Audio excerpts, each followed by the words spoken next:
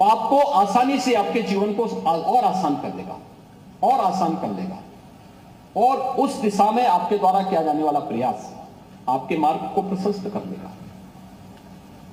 दूसरा, अपने विरासत पर गौरव की अनुभूति करना, याद करना, यही भारत है। 2014 के पहले का क्या स्थिति थी? दुनिया के अंदर सम्मान नहीं था, देश के अंदर अविश्वास का वातावरण था, पहचान के संकट के दौर से गुजर रहा था। भारतवासी कहीं दुनिया के अंदर जाते थे, तमाम चुनौतियों से जूझते थे, लेकिन आज नया भारत, ये नया भारत में हम सबको पैदा होने और जनता जनार्दन के साथ सेवा करने का अवसर प्राप्त हुआ है, या अपने जीवन को आगे बढ़ाने का अवसर प्राप्त हुआ है। हमें इसकी इन खूबियों को का लाभ लेना चाहिए, और इसकी खूबी जो प्रधानमंत्री मोदी जी ने सबसे पहले खूबी प्रारंभ की, वह कि अपनी विरासत पर गौरव की अनुभूति करना।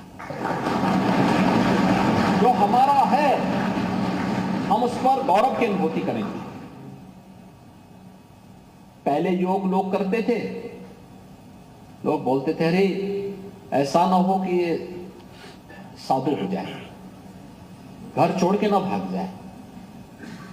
और आज दुनिया यानी लगभग दुनिया के अंदर 200 देश हैं, 193 देश योग के साथ जुड़ते हैं, भारत की विरासत की परंपरा के साथ 193 देश, और दुनिया के अंदर इस पर शोध होने प्रारंभ हुए, कार्य लोग करना प्रारंभ किए। महाकुंभ के अवसर पर आपने देखा होगा 66 करोड़ से अधिक श्रद्धालुओं का आगमन, ये विरासत के प्रति सम्मान का। और मुझे अच्छा लगा, मैं महाकुंभ के अवसर पर एक बात को बहुत नजदीक से देखता था। युवा,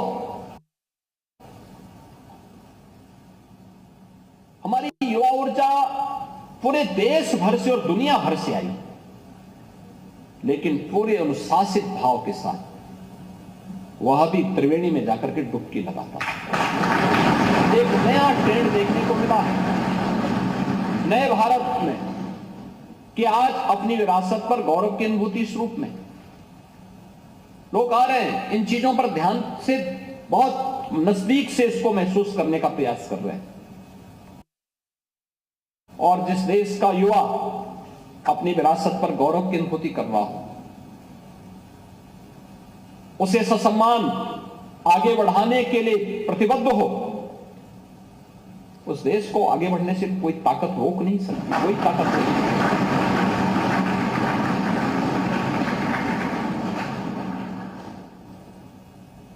हमने प्रधानमंत्री जी के उसी प्रेरणादायी नेतृत्व से प्रदेश के अंदर कार्य करना प्रारंभ किया, और मैं धन्यवाद दूंगा माननीय अध्यक्ष विधानसभा को भी और माननीय सभापति विधान परिषद को, ये हमारे दोनों सदन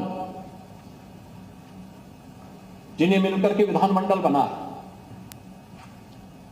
आपने देखा होगा ई विधान बना है, एक टैबलेट लगा हुआ है, कागज अब नहीं उपयोग किया जाता है, ई कैबिनेट होती है, कोई कागज सर्कुलेट नहीं होता है, टैबलेट है, आप उसके माध्यम से अपने कार्य को आगे बढ़ाइए।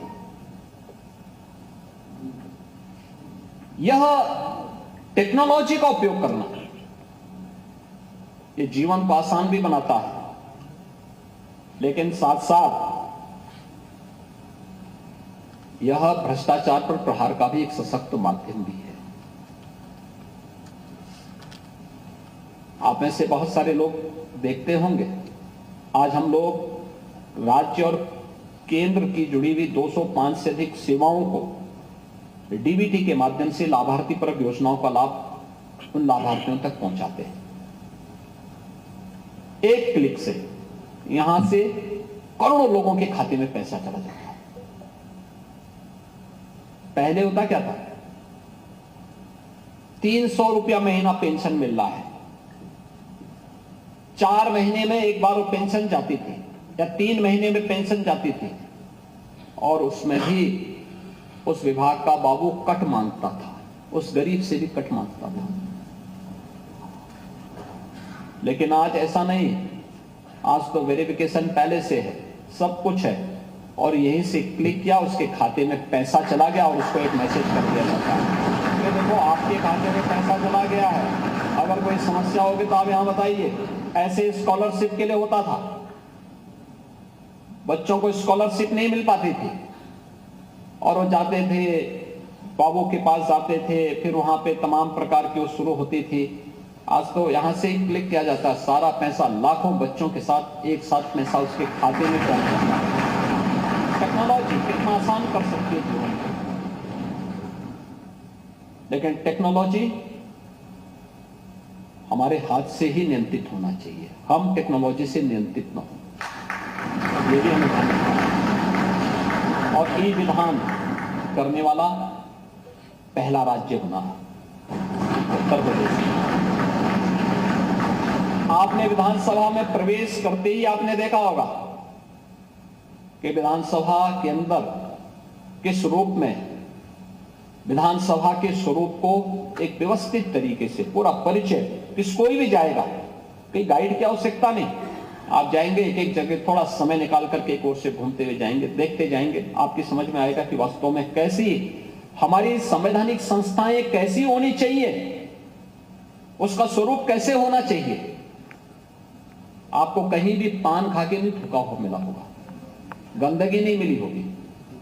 आपने देखा होगा एक दिन यहां पे एक किसी सुपर महानुभाव ने कहीं पान खा के थूक दिया,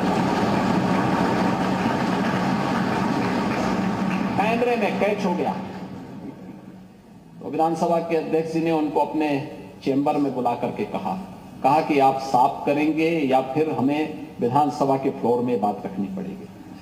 उन्होंने कहा कि मैं चुपचाप साफ करूंगा। ये नौबत नहीं आनी चाहिए। वैसे भी सार्वजनिक स्थानों पर थूकना, गंदगी करना, अपने घर के किसी कूड़े को फेंकना, प्लास्टिक का इस्तेमाल करके उसको फेंक देना, ये जानते हुए कि सिंगल यूज प्लास्टिक पे बैन है, ये चीजें क्या दिखाती हैं? ये चीजें दिखाती हैं कि हमारा आचरण कितना अभद्र है, कितना अशिष्ट है। ये हमारी शिष्टता का नहीं, हमारी भद्रता का नहीं, ये हमारे आचरण के एक नकारात्मक पक्ष को प्रस्तुत करता है। नकारात्मक पक्ष को नहीं, सकारात्मक पक्ष को लेकर हमें काम करना। उस सकारात्मक पक्ष को कैसे आगे लेके चलते हैं, इन चीजों को देखने की आवश्यकता है। ये संस्थाएं, विधानसभा, इस विधान भवन के कस्टोडियन विधानसभा के अध्यक्ष होते हैं। इसका संरक्षण उनका दायित्व है। या किसी भी महत्वपूर्ण पद पर पहुंचा हुआ व्यक्ति उसका कस्टोडियन होता है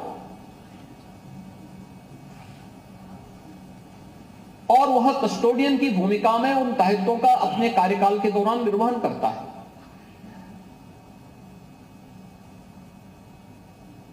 वो मालिक नहीं होता। हम लोग प्रदेश में है मालिक की भूमिका में नहीं, एक सरबराहकार की भूमिका में, एक कस्टोडियन की भूमिका में, एक ट्रस्टी की भूमिका में। हमारा दायित्व ईमानदारी पूर्वक अपने कर्तव्यों का निर्वहन करने का है। ये तो हर व्यक्ति जानता है, आप भी जानते हैं, हम भी जानते हैं और पूरा समाज जानता है।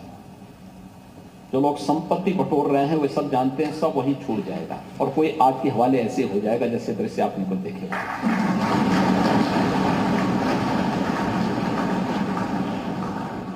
लेकिन हमारा राष्ट्रीय दायित्व भी तो कुछ है, याद रखना। इस राष्ट्र की एकता, अखंडता और संप्रभुता के साथ ही हम सबकी भी सुरक्षा जुड़ी हुई है। इस राष्ट्र की एकता को बनाए रखने का दायित्व भी तो हम सबका होना चाहिए। सामाजिक भेदभाव न हो, विभेद न हो, ये सभी की सामूहिक जिम्मेदारी बनती है।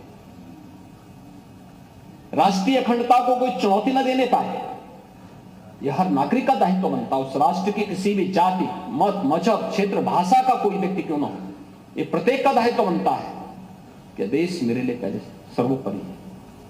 मेरी जाति, मेरा मत, मेरा मजहब, मेरा क्षेत्र, मेरी भाषा बाद में, पहले देश।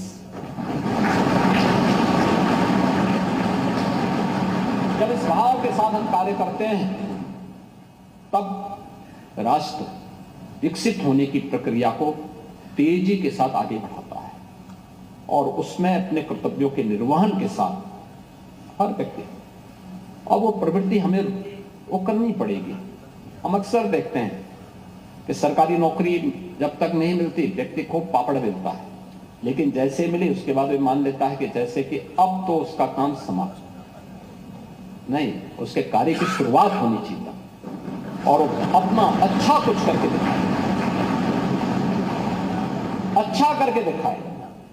और यह जिस दिन इस प्रकार के भाव के साथ हर उत्तर प्रदेश वासी और हर भारतवासी काम करना प्रारंभ करेगा, परिणाम देगा। हम लोगों ने पिछले 8 वर्ष में यही काम किया है। प्रधानमंत्री मोदी जी की प्रेरणा से यही काम हम लोगों ने किया है, अलग से नहीं। कोई ऐसा हमने नहीं कर दिया कि कहीं से अतिरिक्त ऐसा हमने ला दिया। हमने केवल पब्लिक को प्रेरित किया, समाज के हर एक तबके को इस बात के लिए प्रेरित किया कि भाई देखो, हमारी भी तो इस प्रदेश के प्रति कोई जिम्मेदारी है। प्रदेश हमें पहचान दे रहा है, हमें भी इसके प्रति कोई जिम्मेदारी है, कोई जवाबदेही है। उस जिम्मेदारी और जवाबदेही में बेहतर समन्वय करते हुए हम आगे बढ़े, परिणाम हमारे सामने। यह प्रदेश 17 के पहले बीमारू राज्य था, आज बीमारू नहीं, देश की अग्रणी अर्थव्यवस्था के रूप में अपने आप से।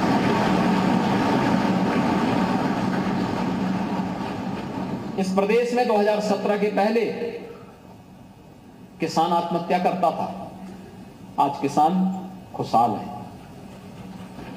2017 के पहले बड़े पैमाने पे भूख से मौतें होती थी, आज भूख से मौतें नहीं बल्कि 15 करोड़ लोग पिछले 5 वर्ष से फ्री में राशन की सुविधा का लाभ उठा रहे हैं।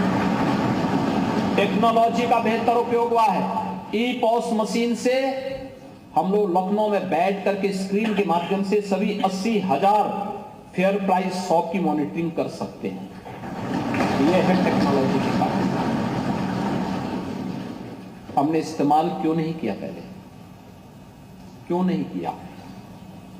ये वही प्रदेश थे जिसके युवाओं को अपनी पहचान छुपानी पड़ती थी। आज पहचान नहीं छुपानी पड़ती है, वो कहीं जाता है सीना चौड़ा करके बोलता है हम यूपी के।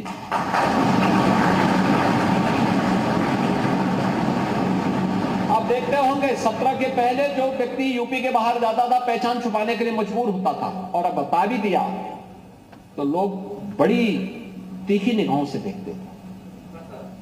आज आप जब जाएंगे बोलेंगे मैं उत्तर प्रदेश का निवासी हूं, तो लोगों के चेहरे पर एक चमक होती है। उत्तर प्रदेश का नाम सुनते ही चमक, ये है पहचान। इस पहचान को यूपी आज के दिन पर रेवेन्यू सरप्लस स्टेट है, हमारे पास पर्याप्त मात्रा में धन है। आज उत्तर प्रदेश की प्रति व्यक्ति आय को हम दोगुने से भी करने में सफल हुए हैं इन 8 वर्षों में। याद करिए 1947 से लेकर 2017 तक उत्तर प्रदेश की प्रति व्यक्ति आय 46,000 करोड़ थी एवरेज, और आज यही बढ़कर के 1,10,000 हुई है। यहां की जो जीएसडीपी थी वह 12,75,000 करोड़ की थी, आज यही बढ़कर के 27.5 लाख करोड़ रुपए से ऊपर की हो गई। क्या दिखाती है? यानी 70 वर्षों में इसको जाने में केवल 12.5 यानी 12,75,000 करोड़ की अर्थव्यवस्था उत्तर प्रदेश बन पाई थी, और 7वीं बड़ी अर्थव्यवस्था थी, 7वीं अर्थव्यवस्था देश के अंदर मानी जाती थी।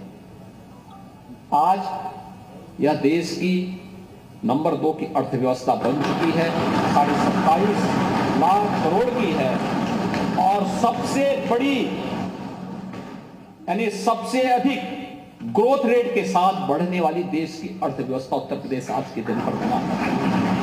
जब तब हो पाया है जब एक टीम वर्क काम कर रही है, सभी लोग मिलकर के काम कर रहे हैं, सरकार से जुड़े हुए लोग, जनप्रतिनिधिगण, समाज से जुड़े हुए अन्नदाता किसान हो, युवा हो, सरकारी कर्मचारी हो, पुलिस कार्मिक हो, समाज के अलग अलग तबके, व्यापारी हो, उद्यमी हो, अलग अलग तबके के सभी लोगों का जब एक साथ समन्वय होता है, सभी लोग एक दिशा में चलने प्रारंभ होते हैं, ये परिणाम सामने आता है। और इसमें मीडिया की भी भूमिका है। उन्होंने सकारात्मक लेखन भी शुरू किया, एकदम लिखना शुरू किया। हाँ, अच्छा, महाकुंभ की सफलता में मीडिया की बहुत अच्छी भूमिका है। ये सभी चीजें जब एक साथ चलती हैं तब परिणाम सामने आते हैं और उस परिणाम के लिए ये दायित्व अपने अपने क्षेत्र में नेतृत्व के इस गुण को विकसित करने का दायित्व आपका भी है। आप भी इसके हिस्से हैं, इससे अलग नहीं हो सकते। और युवा संसद उसी भाव के साथ आगे बढ़ रही है। मुझे बहुत प्रसन्नता है कि आज उत्तर प्रदेश की इस प्रतिष्ठित विधानसभा में आपको आने का अवसर प्राप्त हुआ है। अगले 2 दिन आपके यहां व्यतीत होंगे, एक सकारात्मक डिबेट को आप आगे बढ़ाएंगे और अपनी बात को बिना किसी निसंकोच बोलिए। हाँ, बोलते समय तो जरूर ध्यान रखना कि उसमें तथ्य होने चाहिए और उसमें जो कुछ भी आप बोले उसमें तथ्यों के साथ साथ आपकी संवेदनशीलता भी झलकनी चाहिए और शिष्ट आचरण भी दिखना चाहिए। अगर ये सब चीजों को, वही चीज शालीनता के साथ भी बोली जा सकती है और वही चीज अभद्र तरीके से भी बोली जा सकती है। व्यक्ति को तय करना है कि वह किस श्रेणी में खड़ा है और मुझे लगता है कि इन बातों को आप रख करके इन 2 दिनों के अंदर यहाँ पे 3 जो सबसे अच्छे यूथ सेलेक्ट होंगे, यानी आप सभी अच्छे हैं लेकिन उन 3 को सेलेक्ट करना यहाँ पे जो हमारी टीम बनी हुई है इनके लिए बहुत बड़ा चैलेंज होगा, बहुत बड़ा चैलेंज होगा, क्योंकि 3 का 240 में से 3 का चयन करना। और तो अच्छा है कि आज की विधानसभा हमारी बहुत अच्छी चलती है, नहीं तो 90 के दशक की विधानसभा होती तो पता नहीं क्या हो गया होता।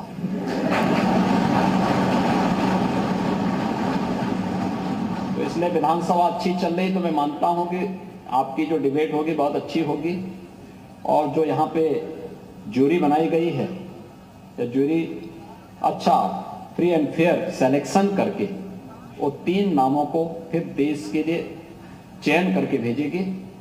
आप सभी आए, आपको मैं बधाई देता हूं, आप सबको मैं शुभकामनाएं देता हूं और विश्वास करता हूं कि आप सब जीवन के अपने क्षेत्र में पारंगत हों, नेतृत्व का गुण विकसित अलग अलग और देश भी लाभान्वित हो। इस विश्वास के साथ मेरी मंगल में शुभकामनाएं आप सबके प्रति हैं। धन्यवाद। जय हिंद। बहुत बहुत धन्यवाद माननीय मुख्यमंत्री। सीएम योगी को आप सुन रहे थे। विकसित भारत युवा संसद महोत्सव में सीएम योगी अपना संबोधन दे रहे थे, जिसमें उन्होंने तमाम बातें की है कि देश के लिए हमारा भी दायित्व है और हमारे लिए देश पहले होना चाहिए।